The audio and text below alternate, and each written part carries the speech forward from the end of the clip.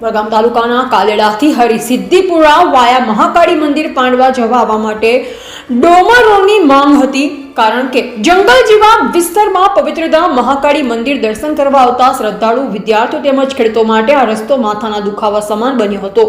ત્યારે વડગામ તાલુકાના છેવાડાના કાલેડા ગામથી હરિસિદ્ધપુરા પાંડવા મહાકાળી માતાજીના મંદિર સુધી સરકારશ્રી દ્વારા રોડ બનાવવા નાના મોટા વાહન ચાલકો અને આમ જનતામાં હર્ષોલ્લાસ છવાયો। ત્યારે જિલ્લા ભાજપ ઉપપ્રમુખ પ્રવીણસિંહ રાણા, તાલુકા ભાજપ પ્રમુખ કામરાજભાઈ ચૌધરી, રેલવે બોર્ડના ડિરેક્ટર બાલકૃષ્ણ જીરાલા, તાલુકા ભાજપ મહામંત્રી લાલાજી ઠાકોર તેમજ ડીવી સોલંકી, જિલ્લા ભાજપ અનુસૂચિત જાતિ મોરચાના અધ્યક્ષ અશ્વિનભાઈ સક્સેના, કિરણભાઈ ચૌધરી, આર.કે. ચૌધરીની પ્રેરક ઉપસ્થિતિમાં નવીન રોડનું લોકાર્પણ કરવામાં આવ્યું હતું, જેમાં રમેશજી ઠાકોર, દશરથજી ઠાકોર અને ગામના આગેવાનશ્રીઓ દ્વારા આવેલ મહેમાનો ફુલહાર અને શાલ ઉઢાડી સન્માન કરવામાં આવ્યું, જેમાં કાલેડાથી હરિસિદ્ધાપુરા પાંડવા રોડ લોકો માટે ખુલ્લો મુકાતા ગ્રામજનો અને આજુબાજુ ગ્રામ લોકો દ્વારા સરકારશ્રીનો આભાર વ્યક્ત કરાયો હતો। રિપોર્ટર અબ્બાસ મીર, વડગામ।